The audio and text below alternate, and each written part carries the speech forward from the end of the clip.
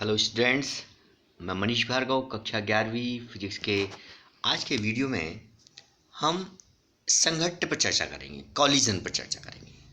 जैसे इसका नाम से पता चल रहा है, कॉलिजन या संघट्ट। संघट्ट से हम साधारण रूप से बात करते हैं कि किसी चीज़ का, एक वस्तु का दूसरी वस्तु से टकराना।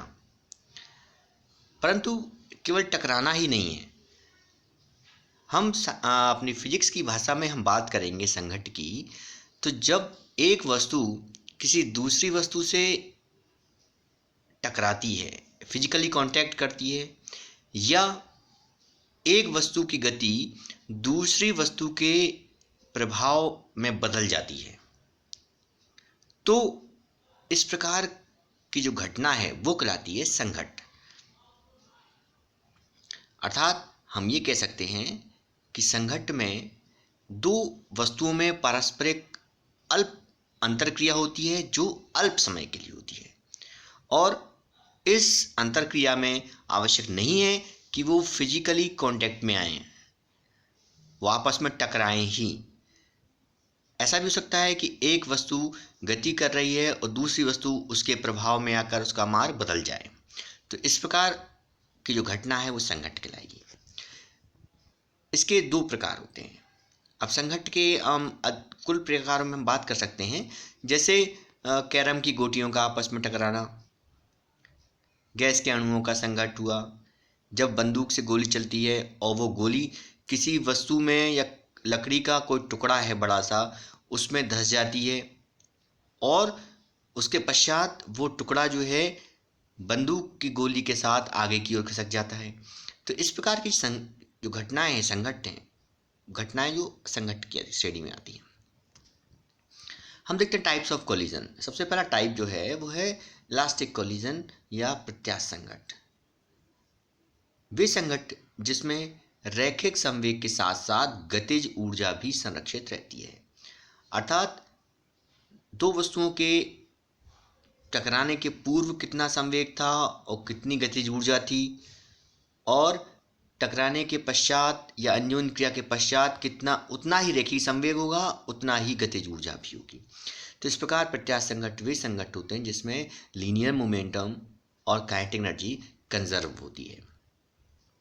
जैसे कांच की गोलियां, जो हम बात करते हैं कंचे, अपनी भाषा में बात करते हैं, वो जब टकराते हैं तो उनमें जो कोलिजन होता है वो प्रत्यास्थ है, इलास्टिक है। हाथी दांत की गोलियों का कोलिजन, गैस के अणुओं का, जो गैस के मॉलिक्यूल्स होते हैं उनका कोलिजन, ये सभी इलास्टिक कोलिजन के एग्जाम्पल हैं। अब इसकी कुछ विशेषताएं होती हैं प्रत्यास्थ की। संघट्टी के निकाय जो सिस्टम होगा उनका कुल लीनियर मोमेंटम कंजर्व रहता है। अर्थात कॉलिजन के पहले और बाद में जो लीनियर मोमेंटम है, रेखीय संवेग है, वो कंजर्व रहेगा। इसी प्रकार काइनेटिक एनर्जी, गतिज ऊर्जा भी कंजर्व रहेगी। और इन वस्तुओं पर जो एक दूसरे पर बल आरोपित करते हैं तो वो संरक्षी बल होते हैं, कंजर्वेटिव फोर्स होते हैं। ये हम पहले ही पढ़ चुके हैं कंजर्वेटिव फोर्स के बारे में। और जो मैकेनिकल एनर्जी है, यांत्रिक ऊर्जा का अन्य एनर्जीज में डिके नहीं होता, क्षय नहीं होता है इसमें। सेकेंड नंबर है इनइलास्टिक कोलिजन। इनइलास्टिक कोलिजन वे कोलिजन होते हैं संघट्ट जिनमें लीनियर मोमेंटम तो कंजर्व रहता है, रेखीय संवेग, परंतु उनकी काइनेटिक एनर्जी कंजर्व नहीं रहती है। जैसे दो वाहनों का संघट्ट, जैसे एक वाहन गति कर रहा है, पीछे से अगर दूसरा वाहन से टकरा जाए तो ये, और दोनों पे वाहन एक साथ एक ही दिशा में आगे बढ़ते रहे, तो ये इनइलास्टिक कोलिजन कहलाएगा।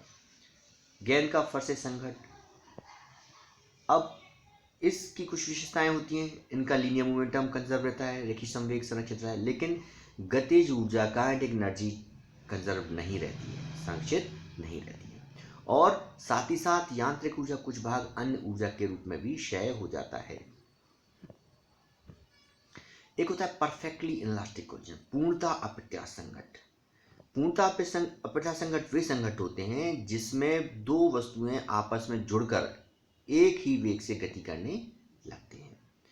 जैसे चलती हुई ट्रॉली, कोई वस्तु गति कर रही है, या बस एक गति कर रही है, कोई व्यक्ति उस पर जंप करके छत पे कूद जाए तो अब एक साथ दोनों गति हो जाएगी।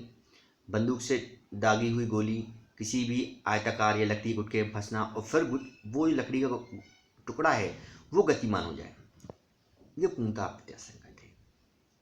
और हम ये कह सकते हैं मडगार्ड में उछलकर पहिए से जो कीचड़ निकलता है, यदि हम कीचड़ वाले हिस्से से निकले तो पहिए में जो कीचड़ लगा होगा वो उछलकर मडगार्ड में जाएगा और फिर मडगार्ड के साथ ही वो गति कर रहा है। तो इसमें निकाय का रैखिक संवेग संरक्षित रहता है, गतिज संरक्षित नहीं रहती है। कॉलिजन करने पर पिंड आपस में वस्तुएं आपस में चिपक जाते हैं, एक ही साथ चलते हैं और इसमें गतिज ऊर्जा का अधिकतम क्षय होता है। अब हम देखते हैं वन डायमेंशनल एक विमीय प्रत्यास्थ संघट्ट। ये क्वेश्चन आता है कि वन डायमेंशनल प्रत्यास्थ संघट्ट किसे कहते हैं और सिद्ध कीजिए कि दो वस्तुओं के पास आने का आपेक्षिक वेग उनके दूर जाने के आपेक्षिक वेग के बराबर होते हैं। अर्थात दो वस्तुएं जब पास आ रही है तो उनका रिलेटिव वेलोसिटी और जब दूर जा रही है तो उनकी रिलेटिव वेलोसिटी आपस में बराबर होगी। आप सबसे पहले हम डेफिनेशन पढ़ लें कि जब एक ही सरल रेखा में गतिमान दो वस्तुओं में प्रत्यास्थ संघट्ट होता है, क्योंकि एक विमीय है तो एक सरल रेखा में होगा, तो जब एक ही दिशा में गतिमान दो वस्तुओं में प्रत्यास्थ संघट्ट होता है तो इसे एक विमीय प्रत्यास्थ संघट्ट कहते हैं। आप चित्र में देख रहे हैं डायग्राम में, सबसे ए जो फिगर है उसमें देख रहे हैं दो ऑब्जेक्ट हैं, वस्तुएं हैं ए और बी। ए का वेग u1 है, बी का वेग u2 है, दोनों एक ही दिशा में गतिमान कर रहे हैं। जब उनका कॉलिजन हो जाता है तो कॉलिजन के पश्चात उनके वेग बदल जाते हैं, ए का वेग v1 हो गया, बी का वेग v2 हो गया। तो अब हम ये सिद्ध करेंगे कि उनके पास आने का अपेक्षित वेग उनके दूर जाने के अपेक्षित वेग के बराबर होगा और साथ ही हम ज्ञात करेंगे कि उनके वेग संघट्ट के पश्चात वेग कितने हो जाते हैं। मान लीजिए m1 m2 द्रव्यमान की वस्तुएं हैं, एक ही सरल रेखा में u1 और u2 वेग से गतिमान है। मतलब ए का द्रव्यमान m1, बी का द्रव्यमान m2 हो गया, u1 और u2 इनके क्रमशः वेग हो गए और कॉलिजन के पश्चात इनका वेग v2 और v1 और v2 हो गया क्रमशः। तो जब कॉलिजन होगा तो उसके पहले पूरा जो निकाय है, मतलब ए और बी दोनों को मिला के उनका कुल मोमेंटम कितना होगा। मोमेंटम या संवेग होता है द्रव्यमान गुणा वेग, m1 u1 plus m2 u2, कुल निकालना है, दोनों का जोड़ हो जाएगा, ऐड हो जाएंगे दोनों। आफ्टर कॉलिजन कुल मोमेंटम कितना होगा, m1 v1 plus m2 v2। पर हम जानते हैं कि प्रत्यास्थ संघट्ट में संवेग संरक्षित रहता है, तो संवेग संरक्षण नियम लगाएंगे तो संघट्ट के पूर्व संवेग और संघट्ट के पश्चात संवेग आपस में बराबर होंगे। हमने आपस में बराबर कर दिया दोनों को। अब m1 वाली क्वांटिटीज हम बाएं तरफ कर लेंगे, m2 वालों को हम दाएं तरफ ले जाएंगे और कॉमन भी ले लेंगे। तो m1 कॉमन लिया तो u1 माइनस v1 हो गया, m2 कॉमन लिया तो v2 माइनस u2 हो गया। समीकरण नंबर 1 मान लेंगे, इसको याद रखेंगे हम आगे के लिए। अब प्रत्यास्थ संघट्ट में कुल गतिज ऊर्जा भी संरक्षित रहती है, तो हाफ हम जानते हैं कि गतिज ऊर्जा जो होती है 1/2 mv²। तो अब यहाँ पर आएगी पहले गतिज ऊर्जा, पहले पिंड की गतिज ऊर्जा और फिर दूसरी ऑब्जेक्ट की गतिज ऊर्जा काइनेटिक एनर्जी, तो हाफ m1 u1² हो जाएगा प्लस हाफ m2 u2² हो जाएगा। टोटल निकालना है तो कुल निकाला है, इसलिए दोनों को हमने यहाँ पे ऐड कर दिया। अब ये हमने प्रारंभिक निकाल दी। अब हम निकालते हैं संघट्ट के पश्चात। तो संघट्ट के पश्चात चूंकि उनके वेग v1 और v2 हो जाते हैं तो यहाँ पर हम u1 के स्थान पर v1 रख देंगे और u2 के स्थान पर v2 रख देंगे, तो हाफ m1 v1² हो गया प्लस हाफ m2 v2² हो गया। अब इलास्टिक कॉलिजन में हम जानते हैं कि टोटल जो काइनेटिक एनर्जी है वो भी कंजर्व रहती है, तो ये भी आपस में इक्वल कर देंगे, इनको दोनों को हमने इक्वल कर दिया। इक्वल करने के पश्चात फिर से हम m1 को एक तरफ कर लें और v1 और m2 को दूसरी तरफ ले जाएं, तो बाएं तरफ है हाफ m1 u1² और दाएं तरफ से हाफ m1 v1² को उठा के हम बाएं तरफ ले आएंगे और हाफ m2 u2² को हम दाएं तरफ ले जाएंगे। और दाएं तरफ ले जाने के पश्चात आप देख रहे हैं इसमें कि चूंकि 1/2 सब जगह है, इसको हम डिवाइड कर देंगे तो ये कैंसिल हो जाएगा और बाएं तरफ m1 कॉमन ले लेंगे और राइट हैंड साइड में हम m2 कॉमन लेंगे, तो m1 u1² माइनस v1² होगा, m2 v2² माइनस u2² होगा। समीकरण इक्वेशन नंबर 2 मान लेंगे इसको। अब हम इक्वेशन नंबर 2 में 1 से डिवाइड कर देंगे, तो डिवाइड करने पर ऊपर स्क्वायर्स हैं, नीचे u1 माइनस v1 है, ऊपर v2² माइनस u2², नीचे v2 माइनस u2 है, तो ऊपर लग जाएगा a प्लस बी और a माइनस बी का फॉर्मूला। जैसे हम जानते हैं कि a square minus B square बराबर होता है a प्लस बी और a माइनस बी। तो इसी प्रकार जब हम ऊपर वाले दोनों बाएं पक्ष और दाएं पक्ष में u1 माइनस वी1 एक ब्रैकेट में और u1 प्लस वी1 दूसरे ब्रैकेट में, सामने हो जाएगा v2 माइनस u2 एक ब्रैकेट में और v2 प्लस u2 दूसरे ब्रैकेट में। तो नीचे u1 माइनस वी1 इस तरफ कैंसिल हो जाएगा और v2 minus u2 right hand side में कैंसिल हो जाएगा। हमें बचेगा केवल u1 plus V one is equal to v2 plus u2। हम u1 और u2 को एक तरफ कर लेंगे तो u1 minus u2 is equal to v2 minus V one. तो इस प्रकार संघट्ट के पूर्व पास आने का अपेक्षित वेग माने before collision relative velocity coming towards the objects और इक्वल टू में क्या हो जाएगा आफ्टर कॉलिजन में moving away from the object relative velocity जो है वो इक्वल हो जाएगी। ये क्वेश्चन एग्जाम में पूछा जाता है। तो हम ये कह सकते हैं कि वन डायमेंशनल इलास्टिक कॉलिजन में एक विप्रत्यास्थ संघट्ट में संघट्ट के पूर्व पास आने का अपेक्षित वेग है, रिलेटिव वेलोसिटी है, वो संघट्ट के पश्चात कॉलिजन के पश्चात दोनों वस्तुओं के दूर जाने के रिलेटिव वेलोसिटी के बराबर होता है। अब हम वेग और निकाल लेते हैं इसका कि यदि वस्तुएं अलग अलग वेग से जा रही हैं संघट्ट के पश्चात तो कितना वेग होगा। हम समीकरण 3 का यूज करेंगे। समीकरण 3 में हम v2 की वैल्यू, चूंकि हमें v1 निकालना है तो हम समीकरण 3 से v2 निकालेंगे तो v2 equal to u1 minus u2 plus v1 हो जाएगा। अब इस मान को हम इक्वेशन नंबर 1 में पुट करेंगे तो m1 u1 माइनस v1 हो जाएगा बराबर m2 u1 minus u2 plus v1। ये पूरी v2 की वैल्यू रख दी हमने यहाँ पे u1 minus u2 plus v1, ये v2 की वैल्यू हो गई, माइनस u2 पहले से ही था तो हमें मिल जाएगा ब्रैकेट में m2 u1 minus 2u2 plus v1। अब हम यहाँ पे क्या करेंगे, इस राइट हैंड साइड में जो m2 u1 minus 2u2 plus v1 है तो m2 को अंदर मल्टीप्लाई करेंगे, बाएं तरफ m1 को मल्टीप्लाई करेंगे और इसको हम बाएं पक्ष में ले जाएंगे। मतलब इनको अलग अलग इस प्रकार करते हैं कि v1 कॉमन ले लेंगे और u1 कॉमन, मतलब पूरा ब्रैकेट ओपन करेंगे।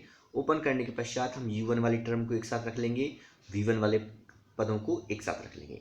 तो इस प्रकार हमें मिलेगा v1 m1 प्लस m2 बराबर m1 minus m2 u1 plus 2m2 u2। और जब v1 निकालेंगे तो m1 प्लस m2 सबके अपॉन में चला जाएगा तो इस प्रकार मिल जाएगा m1 minus m2 upon m1 plus m2 u1 और 2m2 upon m1 plus m2 u2। अब हम ये तो निकाले v1, मतलब संघट्ट के पश्चात a वस्तु का वेग, संघट्ट के पश्चात m2 द्रव्यमान की वस्तु जो b हमने माना था उसका वेग निकालना है। तो अब हम इक्वेशन नंबर 3 से v1 निकालेंगे क्योंकि हम v1 को हटाना है। तो v1 इक्वल टू मिला v2 minus u1 plus u2 और इस मान को फिर से हम समीकरण नंबर 1 में रखेंगे और 1 में रखने के पश्चात हम u1 वाले पदों को अलग कर लेंगे, u2 वाले पद को अलग कर लेंगे और v2 वाले पदों को अलग एक साथ कर लेंगे। तो ऐसा करने पर हमें जब v2 कॉमन लेंगे तो m1 प्लस m2 मिल गया, u1 के साथ केवल 2m1 u1 है और u2 के साथ m2 माइनस m1 है। हम लेफ्ट हैंड साइड से v2 निकालना चाहते हैं तो हम m1 प्लस m2 से डिवाइड कर देंगे तो हमें मिल जाएगा v2 2m1 upon m1 plus m2 u1 m2 minus m1 upon m1 plus m2 u2। तो इस प्रकार हम आफ्टर कॉलिजन जो ऑब्जेक्ट्स हैं, वस्तुएं हैं, उनके वेग भी हम ज्ञात कर सकते हैं। कुछ स्पेशल कंडीशंस हम देख लेते हैं। यदि दोनों वस्तुओं के वेग समान हैं, ये दोनों वस्तुओं के वेग समान हैं तो इस स्थिति में द्रव्यमान समान है, दोनों वस्तु द्रव्यमान समान है तो m1 बराबर m2 बराबर m लेंगे और इस स्थिति में v1 यदि हम ज्ञात करते हैं तो इसकी वैल्यू निकलती है u2, अर्थात जो दूसरी वस्तु का वेग था वो पहली वस्तु के वेग के बराबर हो जाता है। और यदि हम v2 दूसरे मान में रखें, v2 निकालेंगे हम तो इसका मान निकलता है u1। तो इस प्रकार देखते हैं समान द्रव्यमान की दो वस्तुएं प्रत्यास्थ संघट्ट करती हैं तो उस स्थिति में क्या होते हैं, उनके वेग आपस में बदल जाते हैं। मतलब संघट्ट के पहले जो ए का वेग था, संघट्ट के पश्चात वो बी का वेग हो जाएगा, और संघट्ट के पहले जो बी का वेग था, संघट्ट के पश्चात वो ए का वेग हो जाएगा।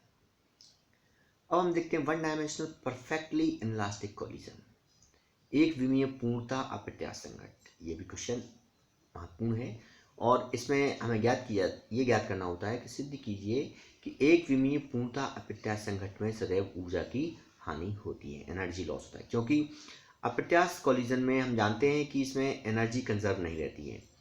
तो मोमेंटम कंजर्व रहता है, संवेग संरक्षित रहता है, पर एनर्जी संरक्षित नहीं रहती है। तो यदि संरक्षित नहीं रही तो क्या ऊर्जा की हानि हो रही है, इसी को हम यहाँ पर ज्ञात करते हैं। तो मान लें हम यहाँ पर कि m1 m2 द्रव्यमान की वस्तुएं हैं, u1 u2 वेग से गति कर रही हैं, दोनों में संघट्ट होता है, और संघट्ट के पश्चात दोनों एक आपस में जुड़ जाते हैं, मतलब एक साथ इकट्ठे हो जाते हैं, और फिर दोनों एक साथ v वेग से चलने लगते हैं। अब दोनों का वेग v हो गया। हम जानते हैं कि इसमें संवेग संरक्षित रहता है, तो संवेग संरक्षण नियमानुसार संघट्ट के पहले संवेग और संघट्ट के पश्चात संवेग, संघट्ट के पहले m1 u1 होगा प्लस m2 u2 होगा, परंतु संघट्ट के पश्चात दोनों वस्तुएं एक दूसरे से जुड़ गई हैं, तो उनका कुल द्रव्यमान हो जाएगा m1 प्लस m2, और उनका कॉमन वेलोसिटी जो है, उभयनिष्ठ वेग है, वो हो जाएगा v। तो v इक्वल टू हो गया m1 u1 plus m2 u2 upon m1 plus m2। तो इस प्रकार हम इक्वेशन नंबर 1 से संघट्ट के पश्चात उनका ज्वाइंट वेलोसिटी जो है वो हम ज्ञात कर सकते हैं। अब हम ज्ञात कर रहे हैं कि वास्तव में गतिज ऊर्जा में क्षय होता है या नहीं, इसके लिए व्यंजक क्या है वो हम ज्ञात कर रहे हैं। तो संघट्ट के पूर्व कुल गतिज ऊर्जा होगी वो half m1 u1 square plus half m2 u2 square, संघट्ट के पश्चात half m1 plus m2 total mass और वेग v स्क्वायर। अब हमें क्षय निकालना है, तो हम डेल्टा के काइनेटिक एनर्जी में कितना लॉस हो रहा है, कितना क्षय हो रहा है, तो हम पहले जितनी ऊर्जा है उसमें से हम बाद वाली ऊर्जा को हम माइनस कर देंगे। तो डेल्टा के equal to half m1 u1 square plus half m2 u2 square, ये संघट्ट के पूर्व गतिज ऊर्जा थी, minus half m1 plus m2 v square, ये संघट्ट के पश्चात गतिज ऊर्जा थी। हमने इस समीकरण में यहाँ देखें क्वेश्चन नंबर 1 में v की वैल्यू जो निकाली हुई है, ये पूरी v की वैल्यू हम यहाँ पे पुट कर देंगे। जब हम वैल्यू रखेंगे तो आप देख रहे हैं इसमें अभी ऊपर का v स्क्वायर होगा, नीचे का स्क्वायर होगा, लेकिन इसमें एक साथ आप देख रहे हैं कि m1 plus 1/2 m1 plus m2 है, और नीचे जब m1 प्लस m2 का होल स्क्वायर हो जाएगा तो एक m1 प्लस m2 से m1 प्लस m2 का स्क्वायर कैंसिल हो जाएगा, तो हमें बचेगा 1/2 m1 u1 square plus m2 u2 square minus m1 u1 plus m2 u2 का whole square upon m1 plus m2, क्योंकि एक m1 प्लस m2 कैंसिल हो गया है। अब हम देख रहे हैं इसमें m1 प्लस m2 का हम लघुत्तम ले लेंगे, एलसीएम ले लेंगे, तो ये m1 u1 स्क्वायर में प्लस m2 u2 स्क्वायर में मल्टीप्लाई हो जाएगा, और साथ ही जो m1 u1 plus m2 u2 का होल स्क्वायर है, तो ये a प्लस बी का होल स्क्वायर का इसमें फॉर्मूला भी लगा देंगे हम। तो हमें नीचे जो हर में m1 प्लस m2 है ये बाहर आ जाएगा, तो 1/2 m1 प्लस m2 हो गया, m1 square u1 square plus 2 plus m1 m2 u1 square plus m1 m2 u2 square. इसको हम सॉल्व करेंगे तो हम देखेंगे कि m1 square u1 square cancel हो गया, m2 square u2 square cancel हो गया, क्योंकि एक प्लस का एक माइनस का है, और जो हमें पद बचेंगे उसमें हम m1 m2 कॉमन ले लेंगे, तो 1/2 m1 plus m2, m1 m2 common लिया तो u1 square plus u2 square minus 2 u1 u2। तो इस प्रकार डेल्टा के इक्वल टू मिला हमें m1 m2 upon 2 m1 plus m2 u1 minus u2 का होल स्क्वायर। यहाँ पे मास कांस्टेंट है, चेंज किसमें हो सकता है, u1 माइनस u2 ये आप समझ सकते हैं, लेकिन दोनों पे वर्ग लगा हुआ है u1 माइनस u2 का होल स्क्वायर। तो इसका अर्थ ये हुआ कि u1 माइनस u1 u2 कुछ भी वैल्यू लें हम, हमेशा उसका मान धनात्मक आएगा, अतः गतिज ऊर्जा में क्षय जो है डेल्टा के धनात्मक होगा। तो इस प्रकार हम देखते हैं कि एक विमीय पूर्णतः अप्रत्यास्थ संघट्ट में सदैव ऊर्जा में क्षय होता है, और यह जो क्षय है ऊष्मा एवं ध्वनि के रूप में होता है। तो आपने देखा ये चित्र हम यहाँ देखेंगे m1 m2 है, बाद में दोनों मिलकर एक ही वेग से गति कर रहे हैं। अब हम सवाल देख लेते हैं कि कोई साइकिल सवार है, ब्रेक लगाने पर फिसलता हुआ 10 मीटर दूर जाकर रुकता है। इस अवधि में सड़क द्वारा साइकिल पर लगाया गया बल 200 न्यूटन है। उसकी गति के विपरीत सड़क द्वारा साइकिल पर कितना कार्य किया गया, उस साइकिल द्वारा सड़क पर कितना कार्य किया गया। तो F बराबर 200 न्यूटन दिया हुआ है, S बराबर 10 मीटर और थीटा इक्वल टू 180 डिग्री, क्योंकि यहाँ पर जो एंगल बन रहा है यहाँ पर थीटा 180 डिग्री हो जाएगा, अपोजिट डायरेक्शन में होगा। तो W equal to F S cos theta, हम पहले जानते हैं कि किया गया कार्य W equal to 200 into 10 cos 180, जो कि जो डायरेक्शन होगी घटक की वो विपरीत दिशा में होगी। एफ कॉस थीटा जो घटक की डायरेक्शन है वो 180 डिग्री होगी, तो यहाँ पर हो जाएगा -2000 जूल। सड़क का विस्थापन नहीं होता है, अतः साइकिल द्वारा सड़क पर किया गया कार्य 0 होगा। पहली स्थिति में जो है वो